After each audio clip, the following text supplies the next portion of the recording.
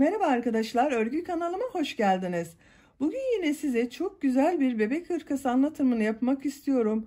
Erkek bebeklerimiz için çok güzel modelli ve kolay bir bebek hırkası arkadaşlar bu. Hırkanın örgüsüne yakadan yapacak olduğunuz bebeğin büyüklüğüne göre zincir sayısı yaparak başlıyoruz. Roba örgüsünü trabzan sırası olarak istediğimiz ölçüye kadar tamamlıyoruz. Model yerleştirmesi yaparak gövde örgüsüyle devam ediyoruz. En son olarak da kollarını yapıyoruz. Ben bir de bu şekilde güzel bir yaka çalışması yaptım. Bakın çok güzel oldu bu yaka ile de. Ben bu modeli daha önceden bebek yeleği yapmıştım. Bakın bu şekilde güzel bir bebek yeleği. Bu yeleğin anlatımı da YouTube kanalımda var. Buna takım olarak güzel bir de şapka var bakın arkadaşlar. Güzel bir bebek şapkası. Aynı modelin çalışmış olduğum bebek şapkası. Hırkanın örgüsünde iplik olarak 2 adet iplik kullandım. 100 gramlık bir bebek ipi bu arkadaşlar. Siz de elinizde 2 adet ipliği bulundurun. 320 metrelik 2 adet ipliğe ihtiyacımız var. Tığ olarak da elinizin sıklığına ve kullandığınız ipliğin kalınlığına uygun olarak istediğiniz tığ numarasını kullanabilirsiniz. Ben bugün 3 milimlik tığ kullandım. Zaten kullanmış olduğunuz iplik üzerinde kaç numara tığ kullanmanız gerektiği tavsiye edilmektedir. Etiketin üzerinde yazan tığ numarasını kullanabilirsiniz. Düğme olarak da bakın 4 adet düğme yaptım ben. Siz isterseniz bunu 5 adet düğme yapabilirsiniz. Ölçülerini de söylüyorum. Kol altından genişliğini ölçüyorum. 26 santim. Gövde yüksekliğini ölçüyorum. 20 santim. Omuzdan itibaren bakın tam yüksekliğini ölçüyorum. 32 santim. Kol boyunu da ölçelim. Kol altından itibaren 19 santim. Bu da 1 yaş bebek için güzel bir ölçü oldu arkadaşlar. 6. ayından itibaren çok rahat kullanılabilir güzel bir ölçüde. Siz farklı ölçülerde yapmak istiyorsanız ben sizler için de standart bebek ölçü tablosunu hazırladım. Bu videonun açıklama bölümüne ekliyorum. Siz yapacak olduğunuz bebeğin büyüklüğüne göre o tabloya bakarak istediğiniz gibi yapabilirsiniz. Bu örgülerimizin anlatımı da YouTube kanalımda var arkadaşlar. Bunların olduğu YouTube linklerini de ben bu videonun açıklama bölümüne ekliyorum. Yine aynı şekilde izlemekte olduğunuz bu videonun açıklama bölümünde bulunan linkler üzerine tıklarsanız bunlardan siz de bir takım oluşturabilirsiniz. Hazırsak hep birlikte bu güzel hırkamızın örgüsüne başlayalım. Kanalıma abone değilseniz abone olmayı unutmayın lütfen. Kanalıma abonelik ücretsizdir. Kanalıma abone olup orada bulunan zil şeklinde aktif konuma getirirseniz bundan sonra kanalıma yükleyeceğim videolardan ilk önce sizin haberiniz olacaktır. Hepinize kolay gelsin. İyi izlemeler. Örgümüze roba başlangıcı için zincir çekerek başlıyoruz. İlk ilmeği ben bu şekilde oluşturuyorum. Size nasıl kolay geliyorsa ilk ilmeği o şekilde yapabilirsiniz. Ve zincirlerimi çekmeye başlıyorum. Roba başlangıcı için 70 tane zincir çekiyoruz. 70 zinciri çektim. Çekmiş olduğum bu zincirin kaç santim olduğunu ölçüyorum. Bakın başlangıca sıfıra tutuyorum.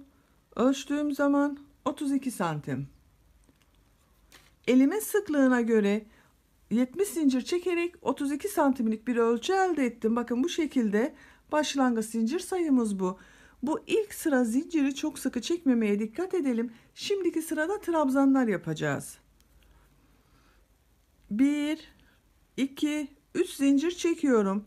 İpi tığın üzerine alıyorum. 1, 2, 3 ilmek atlıyorum. 4. ilmek içerisine trabzan yapıyorum. Bu ilk sırada trabzanlar yapacağız. Trabzanları yaparken ön, kollar ve arka bölümü de ayırmış olacağız arkadaşlar. Ön bölüm için 11 trabzan yapıyoruz. Bu başlangıçta 3 ilmek atladığımızda bir trabzan olacak. Bakın 1, 2, 3, 4, 5, 6, 7, 8, 9,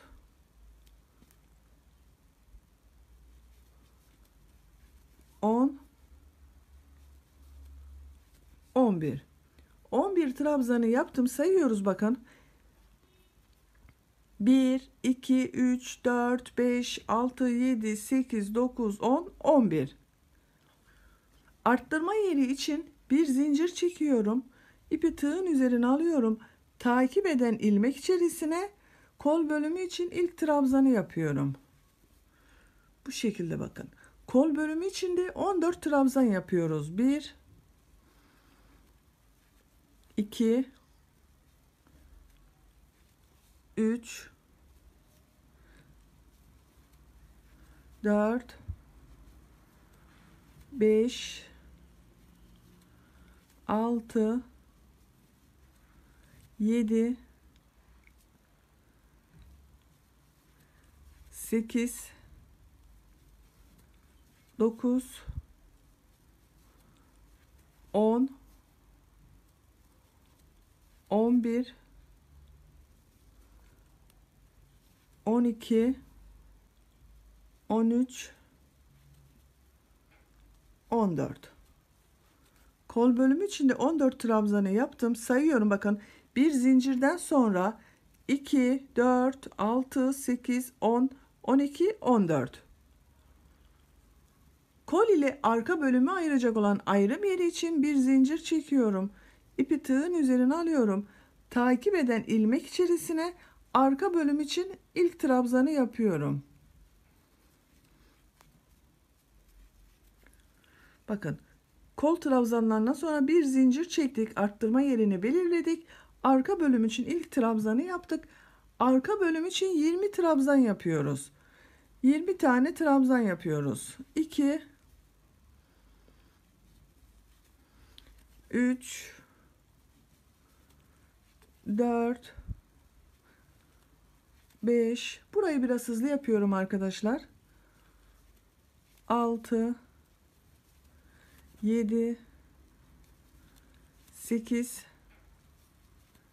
9, 10, 11, 12, 13, 14, 15, 16, 17,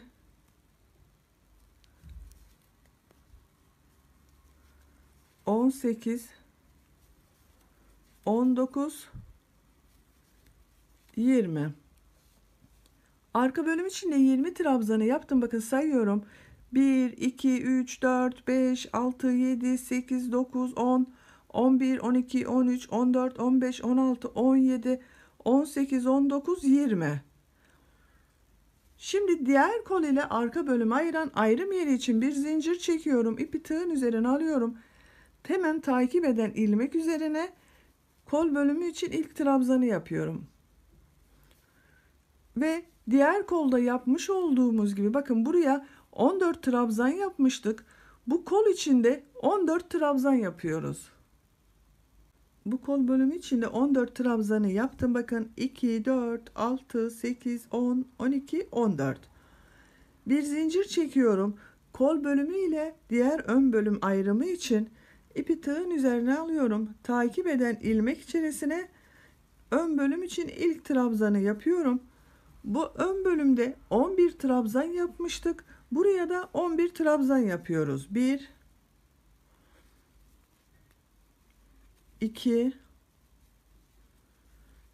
3, 4, 5, 6,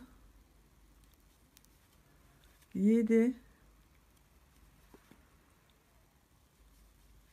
8, 9, 10, 11. Bu ön bölüm içinde 11 trabzanı yaptık. Bu ilk sırada trabzanlar yaptık ve ayrım yerlerinde belirlemiş olduk. Bu sırada ön bölümler için 11 trabzan, kol bölümleri için 14 trabzan, arka bölüm için de 20 trabzan yaptık. Arttırma yerlerinde birer zincir çektik. İkinci sıradayız. İkinci sırada tekrar trabzanlar yapacağız. Bu trabzanların üzerine birer defa trabzan yapıyoruz. Arttırma yerlerinde 2 trabzan, 2 zincir, 2 trabzan yapıyoruz. İlk ilmek üzerine bir trabzan yapıyorum. Takip eden ilmekler üzerine de birer defa trabzan yapıyorum.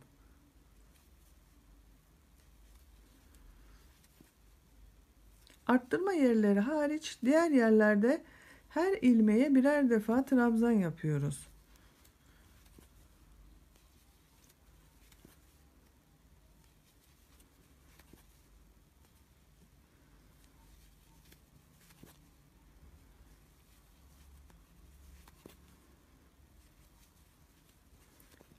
Ön bölümde bulunan ilmekler üzerine bakın, trabzanları yaptım.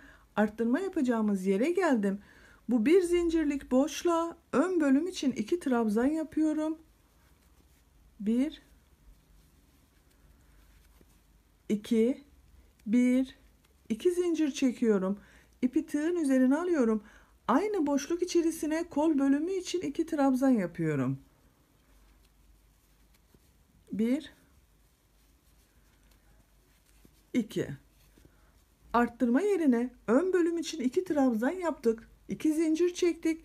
Kol bölümü için 2 trabzan yaptık. Takip eden ilmekleri birer defa trabzan yapıyorum.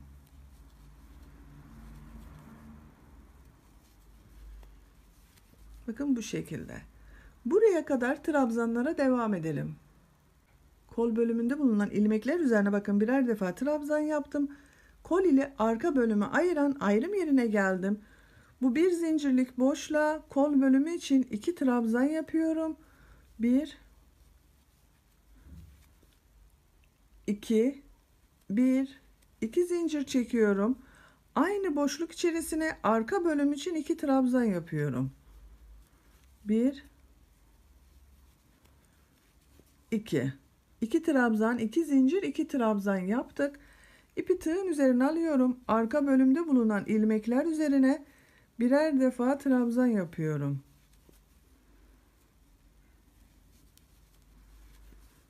Bakın bu şekilde. Diğer arttırma yaptığımız yere kadar devam edelim. Arka bölüm ile diğer kolu ayıran arttırma yerine kadar trabzanları yaptım. Bu bir zincirlik boşluğa arka bölüm için 2 trabzan yapıyorum. 1, 2, 1, 2 zincir çekiyorum. İpi tığın üzerine alıyorum. Kol bölümü için aynı boşluğa 2 trabzan yapıyorum. 1, 2, 2 trabzan, 2 zincir, 2 trabzanı yaptım. Kol bölümünde bulunan ilmeklere birer defa trabzan yapıyorum.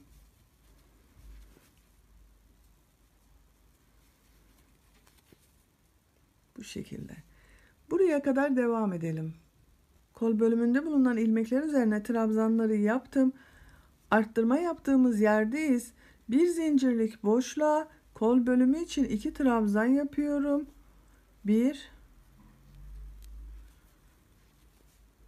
2, 1, 2 zincir çekiyorum. Aynı boşluğa ön bölüm için 2 trabzan yapıyorum. 1, 2. Buraya da 2 trabzan, 2 zincir, 2 trabzan yaptık. Takip eden ilmekleri trabzan olarak devam ediyorum. Bu şekilde sıra sonuna kadar trabzanlara devam ediyoruz.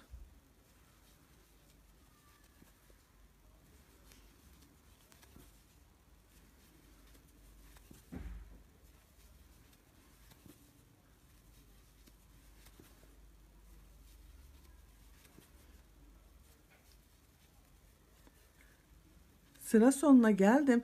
Bakın ilk başlangıçta 3 ilmeği atlayarak oluşturduğumuz bir trabzan vardı. Bu son zincirin üzerine tığ takıyorum. Buradan bir trabzan oluşturuyorum. Bakın son trabzanımızı da yaptık. Böylece ikinci sırada arttırmalarımızı da yaptık. Bakın robamız şekilleniyor. Ön bölümler, kol bölümü, arka bölüm. Üçüncü sıradayız. Bir zincir çekiyorum, örgüyü çeviriyorum.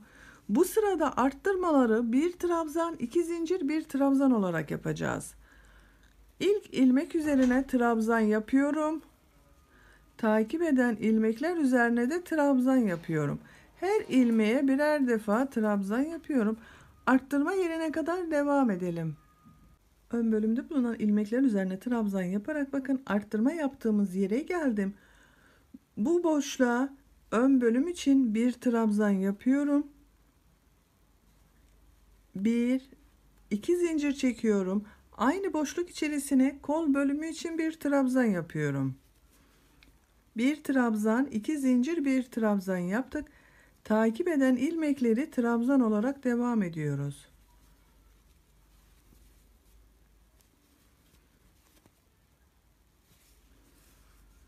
Bu arttırma yerine kadar devam edelim. Kolda bulunan ilmekler üzerine de trabzanları yaptım. Bakın kol ile arka bölümü ayıran arttırma yerine geldim. Bu boşluğa kol bölümü için bir trabzan yapıyorum. Bir, iki zincir çekiyorum. Aynı boşluk içerisine arka bölüm için bir trabzan yapıyorum. Buraya da bir trabzan, iki zincir, bir trabzan yaptık. Takip eden ilmekleri trabzan olarak devam ediyoruz. Bakın bu sırada arttırmalarımızı bir trabzan, iki zincir, bir trabzan yapıyoruz. Burada da aynısını yaptık. Bir trabzan, iki zincir, bir trabzan yaptık. Burada da bakın buraya kadar devam edelim. Burada da bir trabzan, iki zincir, bir trabzan yapalım. Kolda bulunan ilmekler üzerine de trabzanlara devam edelim. Bu arttırma yerinde de bir trabzan, iki zincir, bir trabzan yapalım. Sıra sonuna kadar devam edelim. Üçüncü sıranın sonunda da arttırmaları tamamladım. Bu sırada arttırmalarımızı bir trabzan, iki zincir, bir trabzan olarak yaptık. Şeklini bir daha görelim. Bakın arkadaşlar. Dördüncü sıradayız. Bir zincir çekiyorum. Örgüyü çeviriyorum. Bu ilk ilmek üzerine trabzan yapıyorum. Takip eden ilmekleri de trabzan olarak devam ediyorum. Arttırma yerine kadar trabzanları yapalım. Ön bölümde bulunan ilmekler üzerine trabzanları yaparak arttırma yapacağımız yere geldim. Bu sırada arttırmalarımızı 2 trabzan, 2 zincir, 2 trabzan yapıyoruz. Boşluğa ön bölüm için 2 trabzan yapıyorum. 1 2 1 2 zincir çekiyorum. Aynı boşluğa kol bölümü için 2 trabzan yapıyorum. 1 2 2 trabzan, 2 zincir, 2 trabzan yaptık. Takip eden ilmekleri trabzan olarak devam ediyoruz.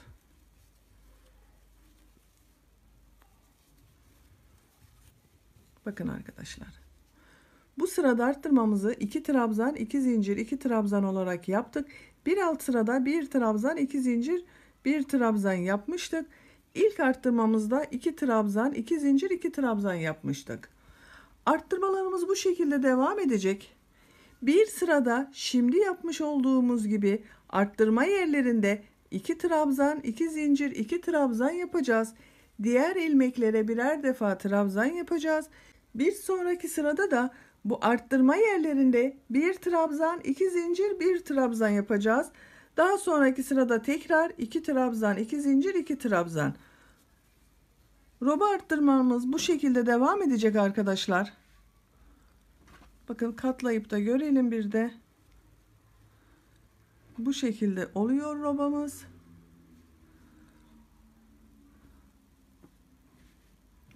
Roba arttırmalarını bir sırada 2 trabzan, 2 zincir, 2 trabzan, Bir sonraki sırada bir trabzan, 2 zincir, bir trabzan yaparak yapacağımız örgünün büyüklüğüne göre tamamlayalım gelelim.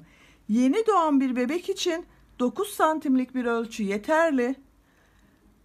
3-6 aylık bir bebek için de 10 santimlik ölçü yeterli arkadaşlar. 6-12 aylık bebek için de 11-12 santim yapmanız yeterli olacaktır. Bu şekilde roba örgüsünü tamamlayalım gelelim. Robanın örgüsünü her sırada arttırmalar yaparak benim için gerekli olan yüksekliğe kadar ördüm. Kaç sıra ördüğümü sayıyorum. 1, 2, 3, 4, 5, 6, 7, 8, 9, 10. 10 sıra trabzan sırası elde ettim. Bunun kaç santim olduğunu da ölçüyorum. Bakın şu şekilde ölçtüğüm zaman 12 santimlik roba yüksekliği var. Robamızın şeklinde görelim. Bakın arkadaşlar böyle. 11. sıradayız. 11. sırada kolları gövdeden ayıracağız. Örgümüze artık gövde ile devam edeceğiz. 11. sırayı trabzan olarak yapıyorum. Bir zincir çekiyorum. Örgüyü çeviriyorum. İlk ilmek üzerine trabzan yapıyorum. Takip eden ilmekler üzerine de birer defa trabzan yapıyorum.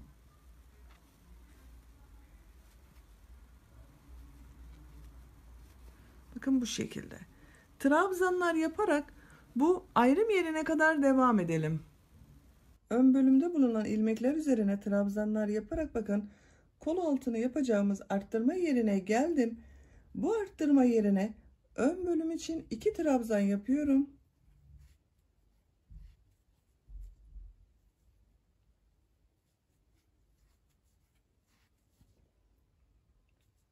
Üç zincir yapıyorum kol altı için. İpliği tığın üzerine alıyorum. Kolda bulunan bütün ilmekleri atlıyorum. Kol ile arka bölümü ayıran bu arttırma yaptığımız yere arka bölüm için 2 trabzan yapıyorum. 1 2. Bakın kol altında 3 zincirden oluşan bir boşluk oluştu. Şu şekilde görünüyor arkadaşlar. Ön ile arka bölümü bağlantı yaptık. Arka bölümde bulunan ilmekler üzerine trabzanlar yaparak devam ediyorum.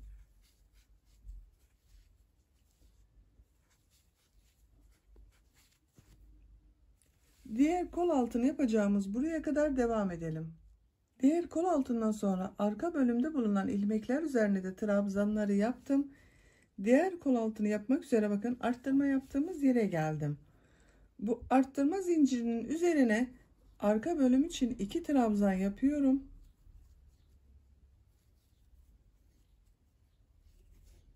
Üç zincir yapıyorum. Bu zincirleri çok sıkı yapmayalım arkadaşlar. Bir sonraki sırada bunların üzerine sık iğneler yapacağız. İpliği tığın üzerine alıyorum. Kol bölümünde bulunan ilmekleri atlıyorum. Ön bölümün burada bulunan bak arttırma yaptığımız 2 zincirli boşluğa 2 trabzan yapıyorum. 1 2. Bakın bu kol altında hazırlamış olduk. Ön bölümde bulunan ilmekler üzerine trabzanlar yaparak devam ediyorum.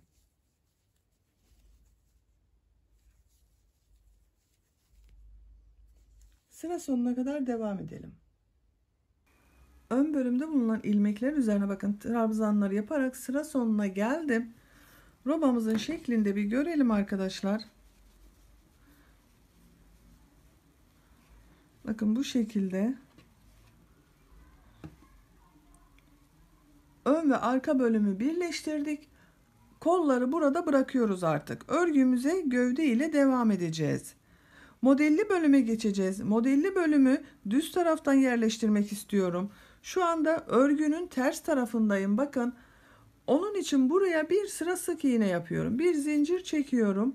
İlk ilmek üzerine sık iğne yapıyorum. Takip eden ilmekleri de sık iğne olarak devam ediyorum. Her ilmeğe birer defa sık iğne yapıyorum. Bu şekilde sık iğneler yaparak Sıra sonuna kadar devam edelim. Bu kol altında üçer tane zincir çekmiştik. Onların üzerine de sık iğneler yapacağız. Sıra sonuna kadar sık iğneleri tamamlayalım gelelim. Bu sırayı sık iğneler yaparak bakın sıra sonuna kadar tamamladım. Kol altında çekmiş olduğumuz üst zincirin üzerine de birer tane sık iğne yaptım. Model sırasındayız. Bakın şeklini bir daha görelim. Düz tarafta model sırasındayız.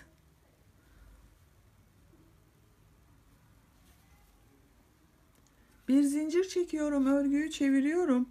İlk ilmek üzerine bir trabzan yapıyorum.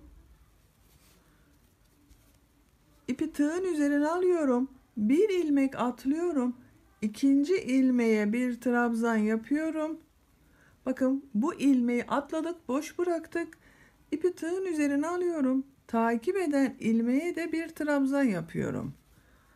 Yan yana iki trabzanı yaptık. İpi tığın üzerine alıyorum. Bu atlamış olduğum ilmeğe dönerek bunun üzerine bir trabzan yapıyorum. Bu trabzanı çok sıkı yapmayalım arkadaşlar. Biraz ipi gevşek bırakalım. Rahat olsun ipimiz. İpi tığın üzerine alıyorum. Bir ilmek atlıyorum. İkinci ilmeğe trabzan yapıyorum. Takip eden ilmek üzerine de bir trabzan yapıyorum. Yan yana iki trabzanı yaptık. İpi tığın üzerine alıyorum. Atlamış olduğum bu ilmeğe dönerek trabzan yapıyorum. Bakın bu şekilde çapraz olan bir görüntü elde ediyoruz. İpi tığın üzerine alıyorum. Bir ilmek atlıyorum. İkinci ve üçüncü ilmeğe trabzan yapıyorum.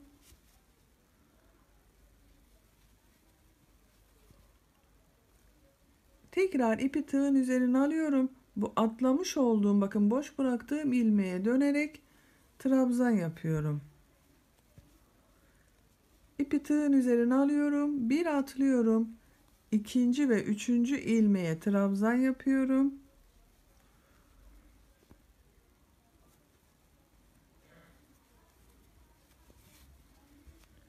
Atlamış olduğum ilmeğe dönerek trabzan yapıyorum.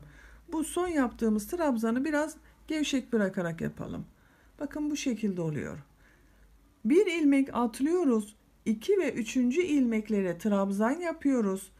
Tekrar geriye dönerek bu atlamış olduğumuz ilmek üzerine de bir trabzan yapıyoruz. Bu şekilde modeli oluşturuyoruz. Sıra sonuna kadar bu şekilde modellerimizi yerleştirerek devam edelim. Bu sırada da modelleri yaparak bakın sıra sonuna geldim. İpi tığın üzerine alıyorum. Bakın sonda bir ilmek var. Bu ilmeğe bir trabzan yapıyorum. Sıra başında da aynı şekilde başlarken bir trabzan ile başlamıştık. Bir trabzandan sonra modelleri yapmıştık. Sıra sonunda da bir trabzan oldu. Bu sıra başında ve sıra sonunda olan bir trabzanlar örgü bitesiye kadar devam edecek. Bakın ilk sıraya modellerimizi yerleştirdik.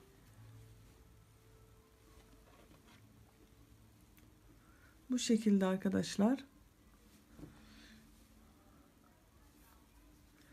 Bir zincir çekiyorum.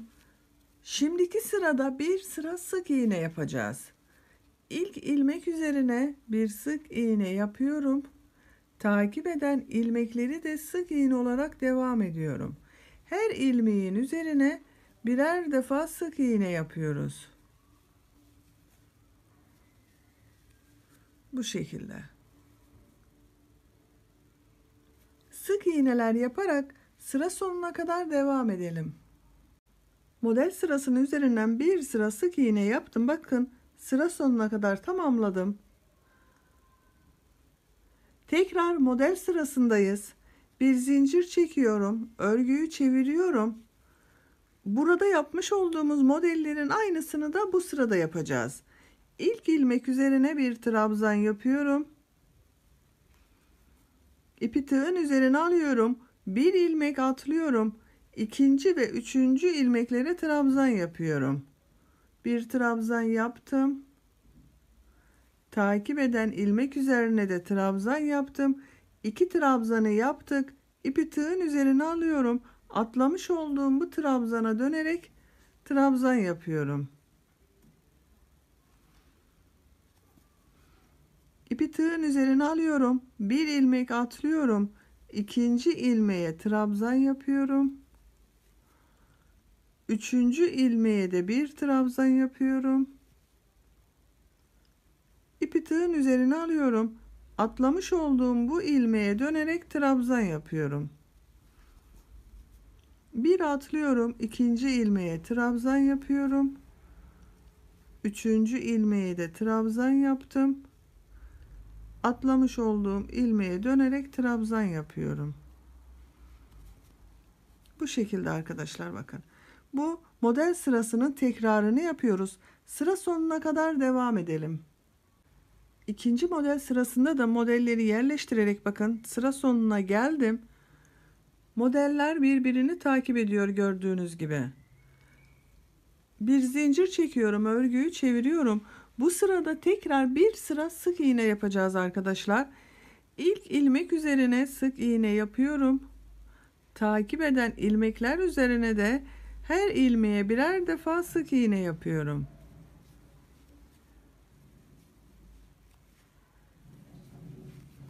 Bakın bu şekilde.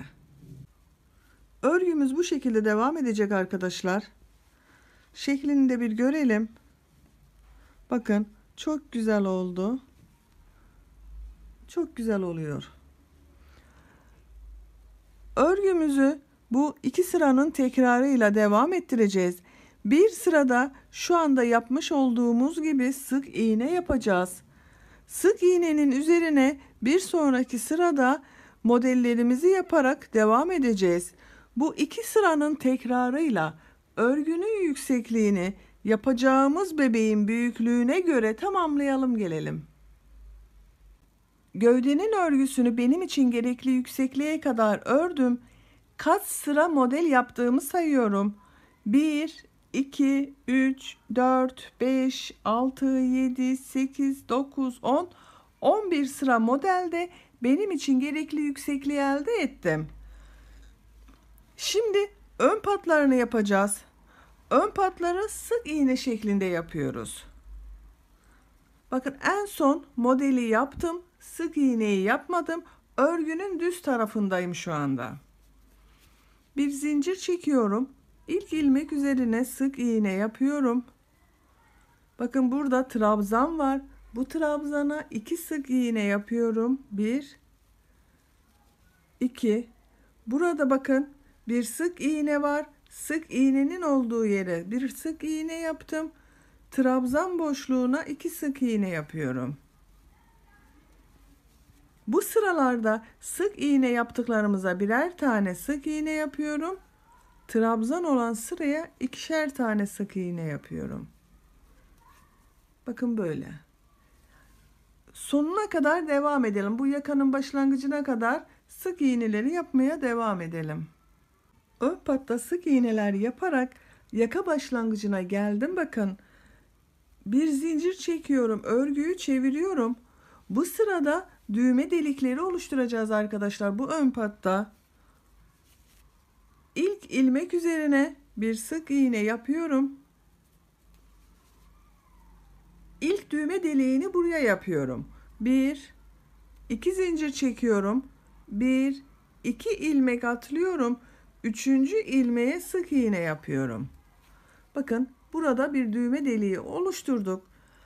Diğer düğme deliğine kadar sık iğne olarak devam ediyorum. Bu yapmış olduğumuz sık iğnelerde sayalım. Bakın 1 yaptım. 2 3 4 5 6 7 8 9 10 11 12. Bakın düğme deliğinden sonra 12 sık iğne yaptım. Buraya ikinci düğme deliğini oluşturacağız. 1 2 zincir çekiyorum. 1 2 ilmek atlıyorum. Üçüncü ilmek içerisine sık iğne yapıyorum. Arada bakın 1 2 atladık, 2 zincir çektik ve tekrar sayıyorum. 12 tane sık iğne yapmıştık buraya da 12 sık iğne yapacağız. 1 2 3 4, burayı hızlı yapıyorum arkadaşlar. 5 6 7 8 9 10 11 12. Tekrar üçüncü düğme deliği için zincir çekiyorum. 1 2 zincir çekiyorum. 1 2 ilmek atlıyorum. Bakın 1 2 atladım. Üçüncü ilmeğe sık iğne yapıyorum. Yine 12 tane sık iğne yapacağız. 1 2 3 düğme deliğini yaptık. 1 2 3 4 5 6 7 8 9 10 11 12 sık iğneyi de bu düğme deliğinden sonra yaptım. Buraya dördüncü düğme deliğini yapıyorum. 1 2 zincir çekiyorum. 1 2 ilmek atlıyorum. Üçüncü ilmeğe sık iğne yapıyorum. Takip edenleri bakın az kaldı. Sık iğne olarak devam ediyoruz.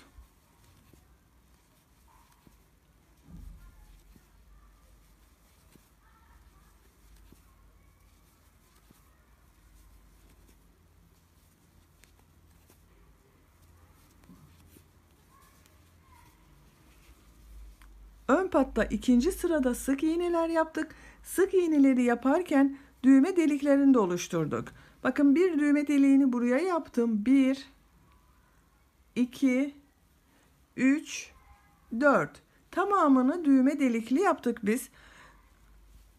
Üçüncü sıradayım. Üçüncü sırada bir zincir çekiyorum. Örgüyü çeviriyorum. İlk ilmek üzerine kısa trabzan yapıyorum. Bakın kısa trabzanı şu şekilde yapıyorum. İpi tığın üzerine alıyorum. İlmeğe tığ takıyorum. İpi alıp trabzan yapıyor gibi çektim. Bir defa da çıkarıyorum bakın. İp doluyorum. Trabzan yapıyor gibi alıyorum. İlmeği bir defa da çekiyorum. 2 defa da çıkarmıyoruz. Kısa trabzan yapıyoruz bu şekilde.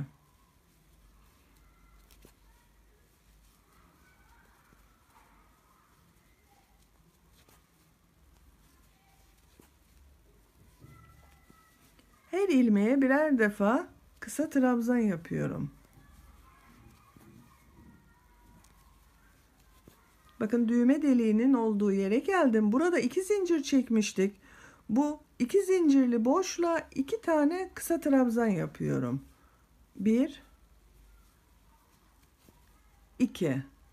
Takip edenleri her ilmeğe birer tane kısa trabzan yapıyorum.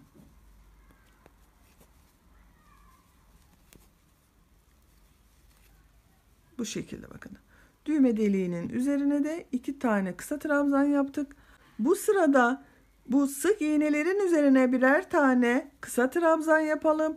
Bu 2 zincir yaptığımız boşluklara da 2'şer tane kısa trabzan yaparak yakanın bu ucuna kadar devam edelim. Kısa trabzanlar yaparak bakın yakanın başlangıç noktasına kadar geldim. Böylece ön patın örgüsünde bitirmiş olduk. Bu ön patta 1, 2, 3, 4 tane düğme deliği yaptık bakın. Diğer ön pata da aynısını yapacağız. Ama oraya düğme deliği yapmayacağız. 2 sıra sık iğne, 1 sıra kısa trabzan yapacağız. Oraya gidebilmek için boynun çevresinde 1 sıra sık iğne yapıyoruz. Bakın hiç zincir çekmeden aynı ilmek içerisine bir sık iğne yapıyorum. Takip eden ilmeğe sık iğne yapıyorum. Gördüğüm bütün ilmeklere birer defa sık iğne yapıyorum.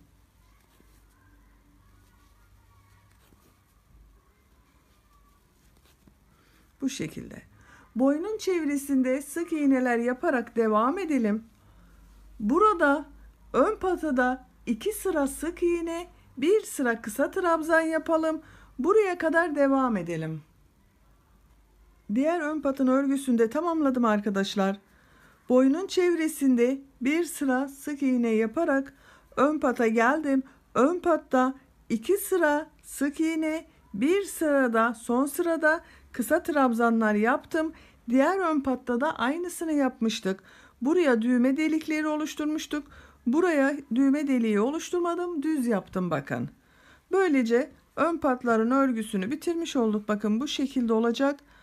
Bu düğme deliklerinin tam karşısına denk gelen yerlere düğmelerini dikeceğiz. Bakın uç noktasındayız. Etek ucunda lastik bölümünü yapacağız. Bir zincir çekiyorum. Bakın bu ilk ilmek üzerine trabzan yapıyorum. Takip eden ilmek üzerine de bir trabzan yapıyorum. Bu sırayı bir sıra trabzan yapacağız arkadaşlar. Bakın her ilmeğe birer defa trabzan yapıyorum.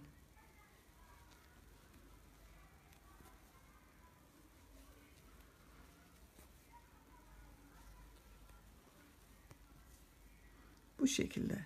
Sıra sonuna kadar bakın diğer uca kadar trabzanlar yaparak devam edelim. Bir sıra trabzan yaparak diğer uç noktasına geldim bakın. Buradan trabzanlara başladık. Bütün ilmeklere birer defa yaptım. Buraya kadar geldim. Şimdiki sırada lastik örgüsü yapacağız. Bu sırada yine trabzanlar yapacağız. Trabzanları bir düz bir ters boşluklardan alarak trabzan yapacağız. 1 2 zincir çekiyorum. Örgüyü çeviriyorum. İpi tığın üzerine alıyorum. Bakın bu görmüş olduğum trabzanı tepe noktasına batarak yapmıyorum. Trabzanı boşluktan alıyorum. Buna trabzan yapıyorum.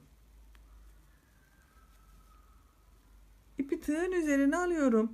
Takip eden, bakın bunu ters taraftan yine aynı şekilde boşluktan alıp trabzan yapıyorum. Düzden bakın boşluğa tığ taktım. İlmek alıp çekiyorum. Buraya trabzan yapıyorum. Takip edeni ters taraftan boşluktan alıp trabzan yapıyorum. Düz taraftan boşluktan alıp trabzan yapıyorum. Ters taraftan boşluktan alıp trabzan yapıyorum.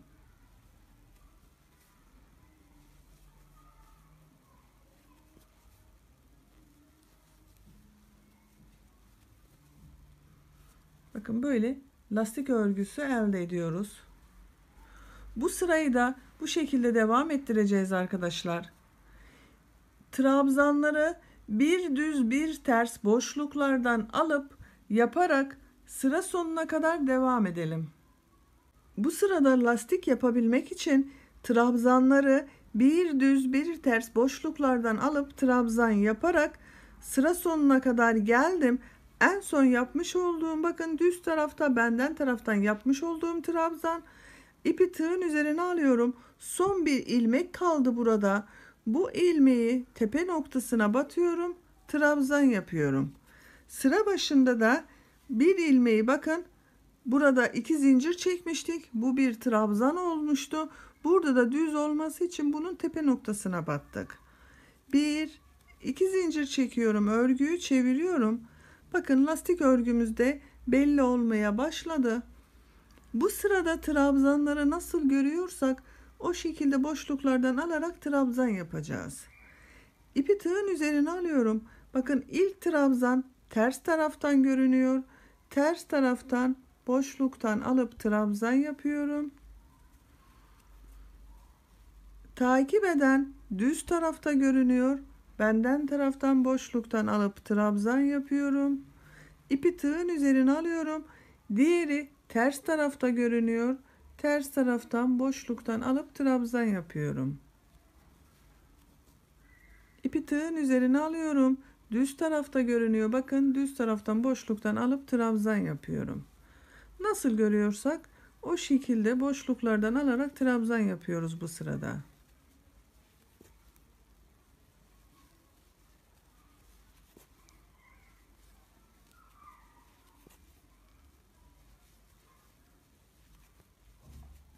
Bakın arkadaşlar, bu şekilde görünüyor.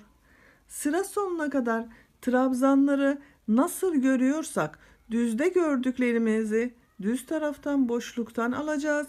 Ters tarafta gördüklerimizi ters taraftan boşluktan alıp trabzan yaparak diğer uca kadar devam edelim.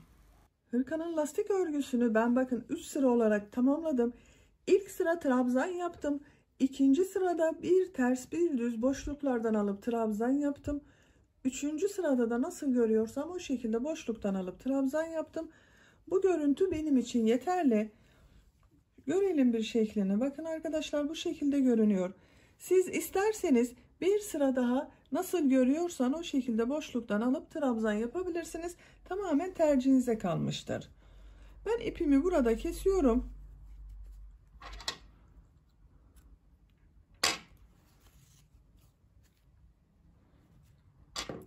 Bakın, böylece gövde örgüsünü bitirmiş olduk. Kollara geldik arkadaşlar. Bakın, ben kolun birisini hazırladım. Bu kolu da sizinle birlikte yapmak istiyorum.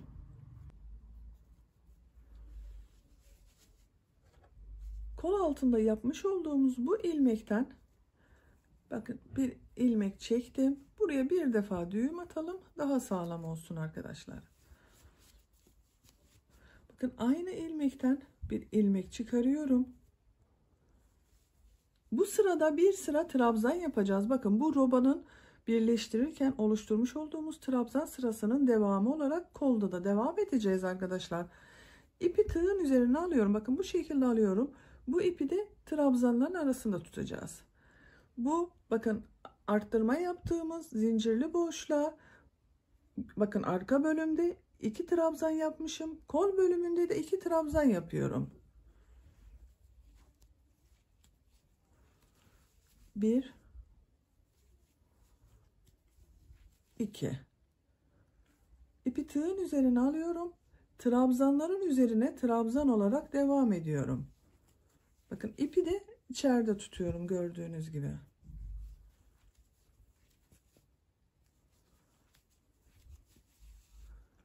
Kolda bulunan ilmekler üzerine trabzanlar yaparak devam edelim. Kolda bulunan ilmekler üzerine bakın trabzanları yaparak kol altının olduğu yere geldim. Burada da bakın bu arttırma yaptığımız boşluğa kol bölümü için 2 trabzan yapıyorum. 1 2. En son yapmış olduğum ilmek ile bakın bu kol altında başlamış olduğum ilmeği kaydırma yaparak birleştiriyorum. Görüntü olarak bakın, görüntüsü böyle düzgün oldu. Devamı oldu gördüğünüz gibi. Robayı burada bitirmiş olduk. Şimdi modelleri yerleştirme sırasına geldi. Gövdede yaptığımız modeli kolda yapacağız arkadaşlar. Bakın, bunun gibi. Modelden önce bir sıra sık iğne yapıyorduk. Buraya da örgü değişmesin diye bir sıra sık iğne yapalım. Görüntü aynı olsun. Bakın, bir zincir yapıyorum. Örgüyü çeviriyorum. İlk ilmek üzerine sık iğne yapıyorum. Diğer ilmeklere de sık iğne olarak devam ediyorum. Sıra sonuna kadar sık iğneler yaparak devam edelim. Trabzanlar üzerine sık iğneler yaparak kol altının olduğu yere geldim. En son ilmeğe sık iğne yaptık. Model yerleştirmede bakın, bu modellerimiz gövde bölümünde yapmış olduğumuz modeller için 3 ilmek gerekiyordu. Kolda da eşit olması gerekiyor arkadaşlar. Bir sırada ilmek sayısını ayarlamamız gerekiyor. Benim toplam bir sırada şu anda 46 ilmek var. Model için 3 ilmek gerekiyor. 3'ün katları olacak. Bunun ya 45 ya 48 olması gerekiyor. Ben dar olsun istemiyorum. 45'te bir tane eksiltme yaparak 45 ile bir eksik modelde yapabilirim. Ama ben biraz rahat olsun istiyorum kolu. Onun için bu ilmek sayımı 48 yapmak istiyorum. Bakın, buraya da bir sık iğne yapıyorum. 47 ilmek oldu. İlk başlangıç ilmeği ile kaydırma yaparak sırayı bakın birleştirdim. 1 2 zincir yapıyorum. Örgüyü çeviriyorum. Şimdi bakın, bu 3 trabzandan oluşan çapraz görüntülü modelimizi yapacağız. İpi tığın üzerine alıyorum.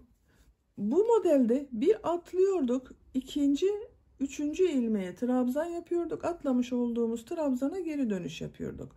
Bakın bu ilk ilmeği atlıyorum. Buraya yapmıyorum.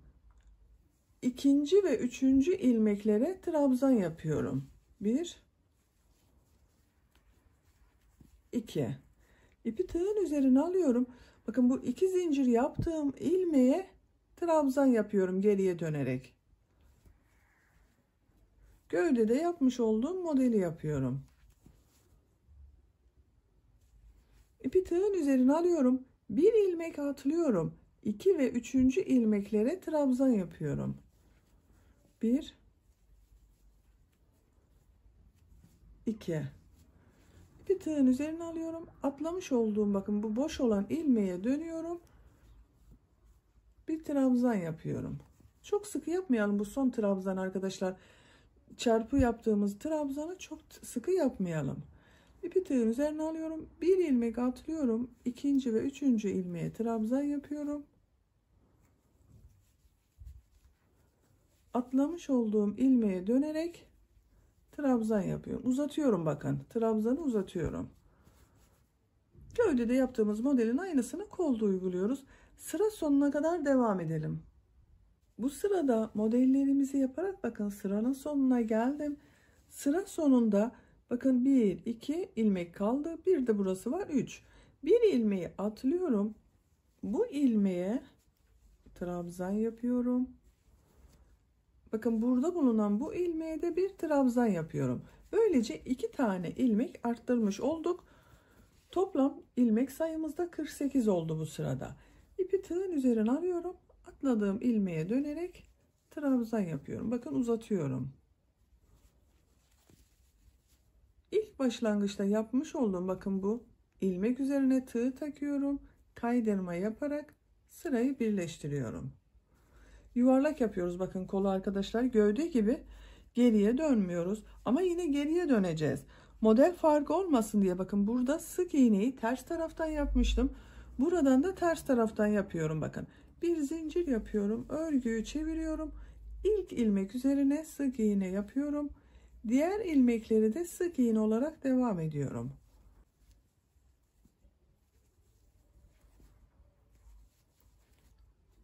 Sık iğneler yaparak devam edeceğiz.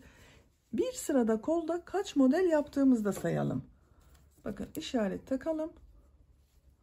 Bu ilk modelimize bakın buraya işaret takıyorum. İşaretle birlikte 2, 4, 6, 8, 10, 12, 14, 16 model oldu bir sırada arkadaşlar. 48 ilmekten 16 model elde ettik. Sıra sonuna kadar sık iğneler yaparak devam edelim. Bu sırada sık iğneler yaparak bakın başlangıç noktasına geldim. En son ilmek ile ilk ilmeği kaydırma yaparak birleştiriyorum.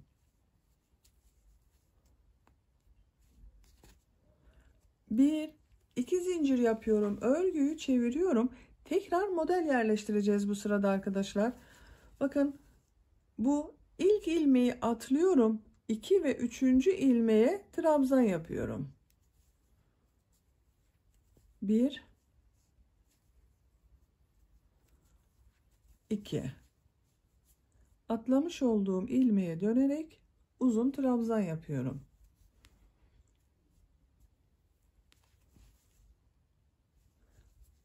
Bir ilmek atlıyorum. İkinci ilmeğe trabzan yapıyorum. Üçüncü ilmeğe trabzan yapıyorum. Geriye dönüyorum. Atlamış olduğum ilmeğe trabzan yapıyorum. Bakın bu sık iğneden sonra model sırasına geri dönüşlerde modelin kaymamasına dikkat edelim arkadaşlar. Burada yapmış olduğumuz bakın bu 3 trabzanın üzerine ikinci sıra modelleri yerleştiriyoruz. Denk gelmesine dikkat edelim. Bir kaydırıp veya bir önce yaparsanız modelin şekli bozulur. Modellerimizi yaparak sıra sonuna kadar devam edelim. Bu sırada da en son modeli bakın yaptım. İlk yaptığım bakın burada bulunan bu ilk ilmek var. Bununla kaydırma yaparak birleştiriyorum. Tığın üzerinde bulunan ilmekten de çektim, birleştirdim. Bir zincir yapıyorum, örgüyü çeviriyorum. Bu sıra tekrar sık iğne sırası. İlk ilmeğe sık iğne yapıyorum. Diğer ilmeklere de sık iğne yapıyorum. Artık örgümüz böyle devam edecek arkadaşlar. Kolun örgüsünü bu 16 model ile devam edeceğiz. Ben bu kolu 2, 4, 6, 8, 10, 11 model olarak yaptım. Kol ucuna bu şekilde bir bakın lastik örgüsü bileklik yaptım. Bu kolu da aynı şekilde 11 sıra model sırası olarak yapalım. Daha sonra bu bileklik bölümünü sizinle birlikte yaparız. Kolun örgüsünü tamamlayarak gelelim. Bazı arkadaşlar soruyor. Bir kolu gösterdiniz, diğer kolu göstermediniz, orada takıldık diyorlar. Bu kolu nasıl başladıysak ve ne yaptıysak diğer kolda da aynısını yapıyoruz arkadaşlar. Hiç fark eden bir şey yok. Bununla aynı şekilde kol altından ilmeğe başlıyoruz. Burada yaptığımız gibi. Farklı bir şey olsa ben size gösteririm zaten. Kolun örgüsünü tamamlayarak gelelim. Kolun örgüsünü modelli olarak ben tamamladım. Kaç sıra model yaptığımı sayıyorum. 1, 2, 3, 4, 5, 6, 7, 8, 9, 10, 11 sıra model yaptım. Gövdenin örgüsünde de 2, 4, 6, 8, 10, 11 sıra model yapmıştım bakın. Kolun örgüsünde 11 sıra yaptım. Siz kısa olsun istiyorsanız bunu 10 sırada da bırakabilirsiniz. Şimdi kol ucuna bu bileklik bölümünü yapacağız. Bu bileklik bölümünün biraz sıkıca kavramasını istiyorum. Bu sık iğne sırasındayım. Bakın modelden sonra yaptığım sık iğne sırasındayım. Bu sırada kesmeler yapacağız arkadaşlar.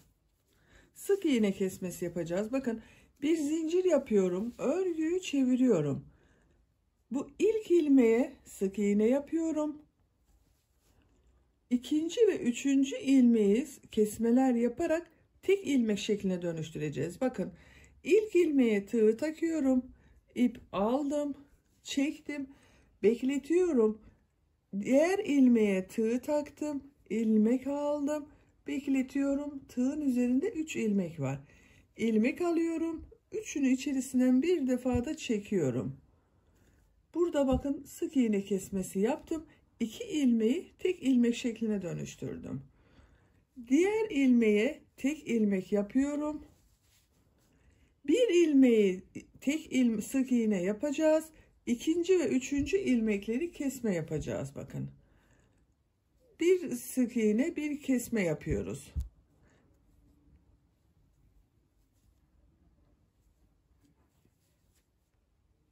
Bakın bunu tek sık iğne yapıyorum.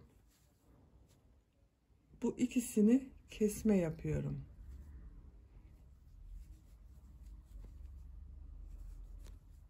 Tek sık iğne yapıyorum. Kesme yapıyorum bakın bunu.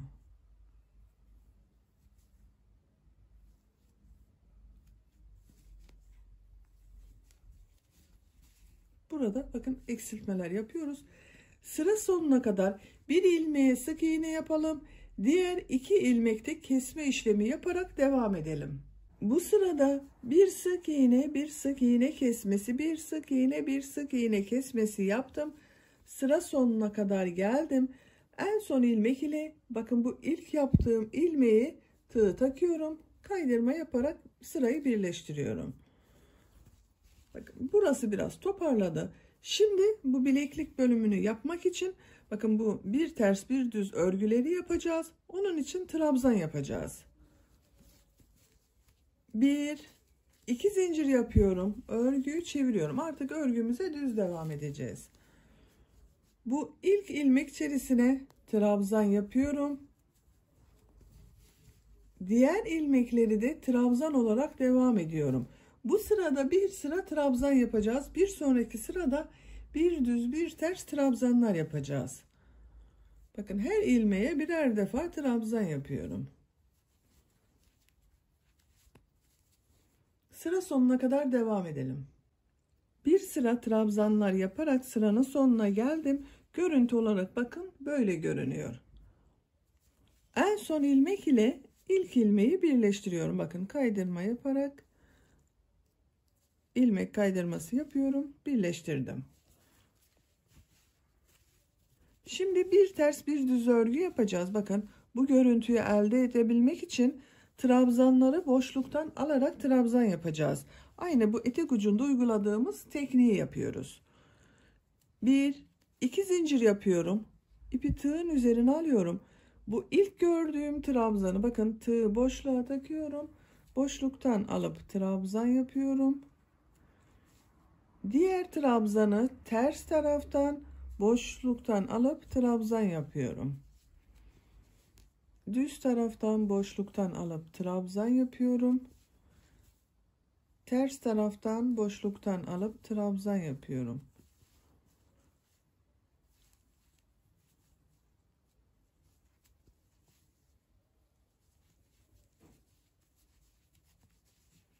Sıra sonuna kadar devam edelim. Bu sırada trabzanları bir düz bir ters boşluklardan alıp trabzan yaparak sıra sonuna kadar geldim. En son ilmeği bakın düz taraftan boşluktan alarak trabzan yaptım. Bu son ilmek ile ilk ilmeği ilmek kaydırması yaparak birleştiriyorum. Bakın birleştirdik. Sıra başında bu 2 zincir yaptığımızda ters tarafta görünen trabzan oldu bakın.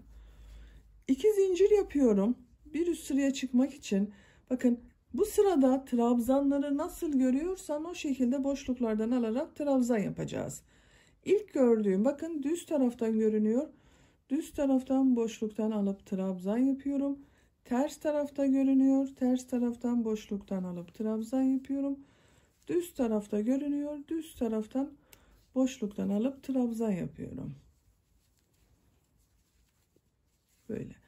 Bu sırada trabzanları nasıl görüyorsan o şekilde boşluktan alarak trabzan yapalım. Sıra sonunda ilk ilmek ile ilmek kaydırması yaparak birleştirelim. Bir sıra daha nasıl görüyorsan o şekilde boşluktan alarak trabzan yapalım. Ben bunu bakın 1, 2, 3, 4 lastik görünümü yaptım. Siz de isterseniz 3 lastik görünümü yapabilirsiniz. 4 lastik görünümü yapabilirsiniz. 5 yapabilirsiniz. Tercihinize göre bu sıra sayısını tamamlayalım. Kol bilekliğini ben bakın tamamladım. İpi burada kesiyorum.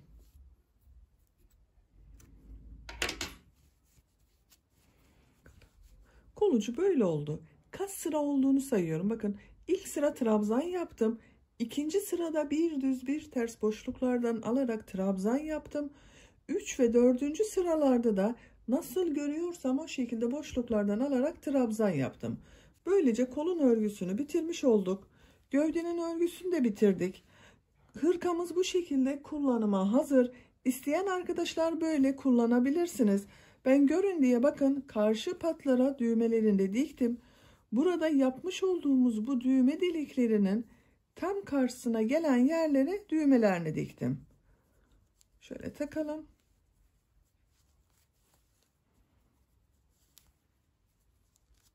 Bakın arkadaşlar. İsteyen arkadaşlar bu şekilde kullanabilirsiniz. Ama ben bu hırkaya yaka çalışması yapmak istiyorum.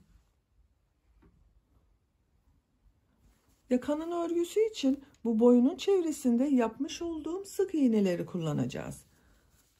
Düğmesini açalım, daha rahat yaparız. Burada bakın bu ön pattan sonra bulunan bu ilk ilmek var.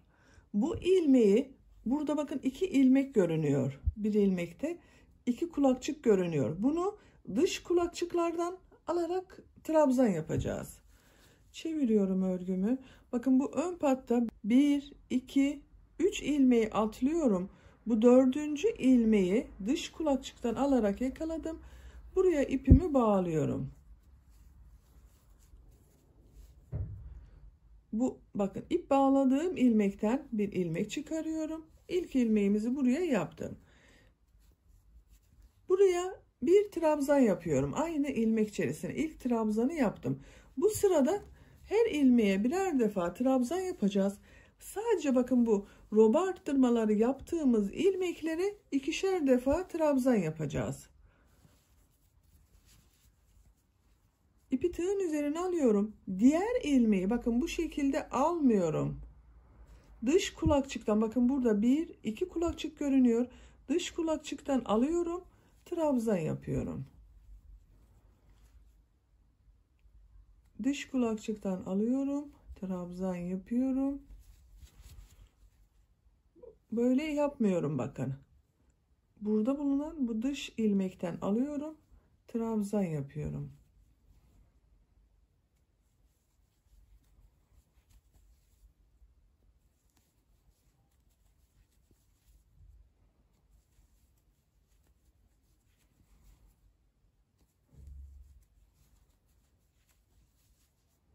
Her ilmeğe birer defa trabzan yapıyorum.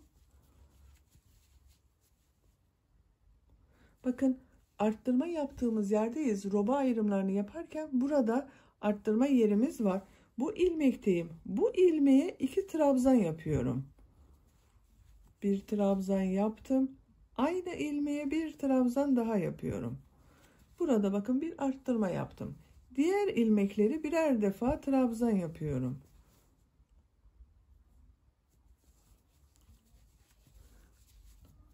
Bu arttırma yerine kadar devam edelim. Orayı bir daha göstermek istiyorum. Diğer roba ayrımının olduğu yere geldim. Burada bakın 2 trabzan yapmıştım. Buraya da 2 trabzan yapıyorum. Bu ilmeğe 2 trabzan yapıyorum.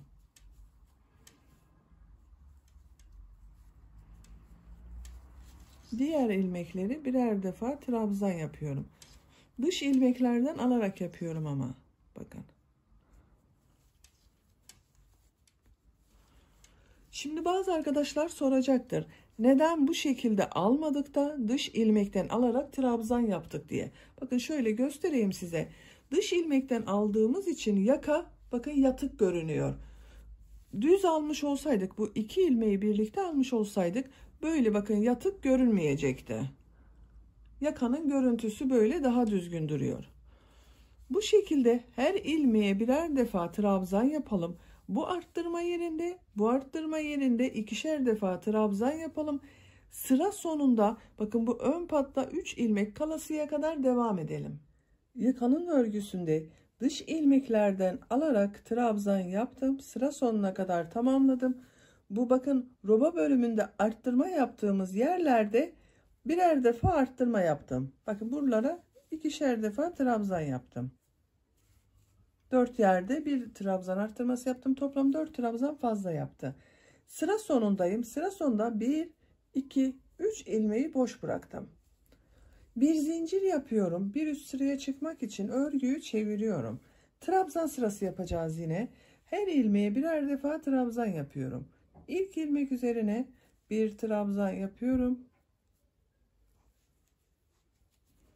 Diğer ilmekler üzerine de birer defa trabzan yapıyorum.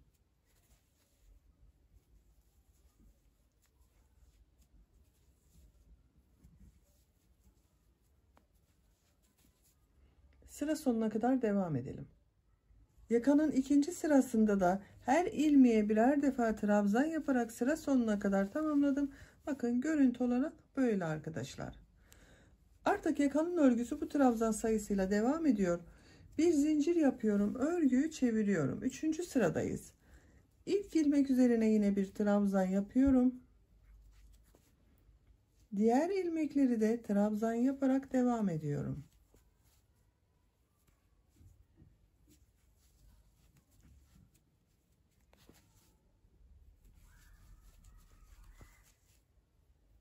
Trabzan sırası yapıyoruz yine. Bu şekilde yakanın örgüsünü bu şekilde devam edeceğiz arkadaşlar. Sıra sonuna kadar devam edelim. Sıra sonunda yine bir zincir yapıp bir üst sıraya çıkalım. Bu şekilde 5-6 sıra olarak yakanın örgüsünü trabzan sırası yaparak devam edelim. Hırkanın yaka örgüsünü 6 sıra trabzan sırası olarak tamamladım. Sayıyorum bakın 1, 2, 3, 4, 5, 6. 6. sıranın sonunda benim için gerekli yüksekliği elde ettim. Bakın görüntü olarak böyle santimetre olarak da ölçelim. Sizin elinizin sıklığına göre bir sıra fazla yapmanız gerekebilir arkadaşlar. Ölçtüğüm zaman 6 santim yakanın genişliği var bakın. İpliği burada kesiyorum.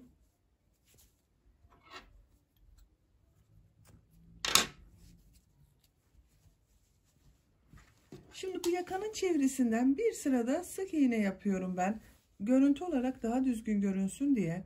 Yakanın bu başlangıç noktasında Bakın düz tarafından yapıyorum. Yakanın bu başlangıç noktasına tığ takıyorum. Bir ilmek oluşturuyorum. Bakın çektim. Bir zincir yaptım, sağlamlaştırdım. Sık iğne yapıyorum. Bakın trabzan sırası görünüyor. Sık iğne yaptım.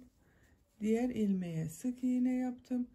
Trabzan sırasına sık iğne yapıyorum.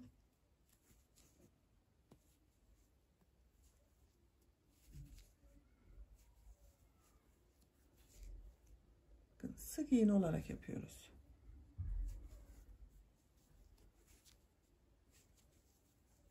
İpliğin ucunda içeride tutuyorum. Kaybediyorum. Bakın hiç belli olmayacak.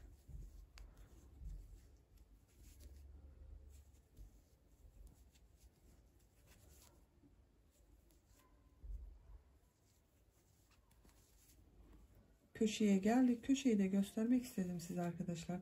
Bakın burada bu köşede bulunan ilmek üzerine bir sık iğne yapıyorum.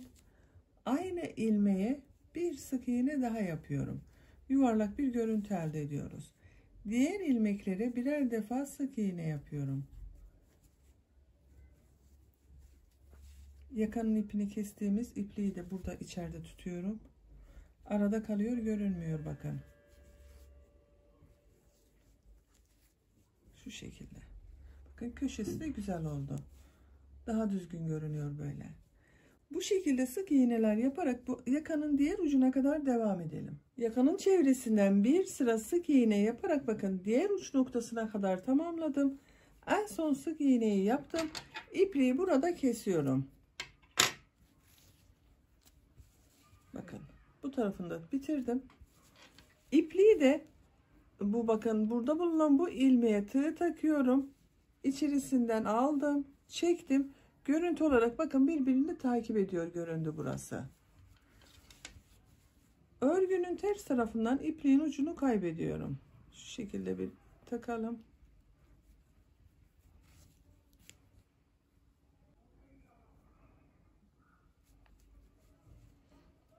Bakın yakanın tersine gelen yerden çekiyorum.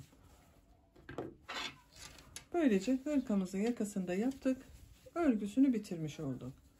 Şu şekilde düğmelerini de takalım.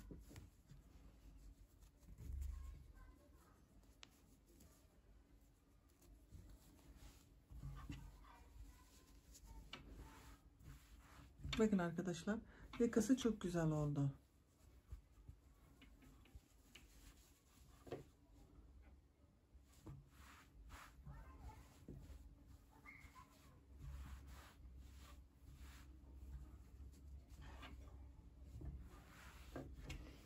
Böylece hırkamızın örgüsünü tamamen bitirmiş oldum.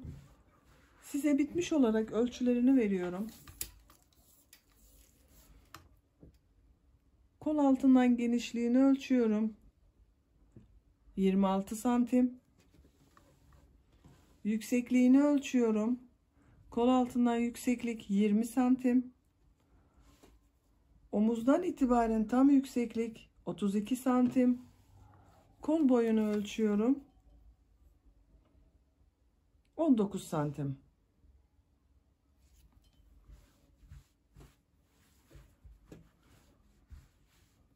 Böylece bir örgü anlatımımızın da sonuna gelmiş olduk. Beni dinlediğiniz ve izlediğiniz için hepinize çok teşekkür ederim. Kanalıma abone değilseniz abone olmayı unutmayın lütfen. Kanalıma abonelik ücretsizdir. Kanalıma abone olup orada bulunan zil şeklinde aktif konuma getirirseniz bundan sonra kanalıma yükleyeceğim videolardan ilk önce sizin haberiniz olacaktır. Sizlerle yeni örgülerde görüşmek dileğiyle. Hoşça kalın, sevgiyle kalın.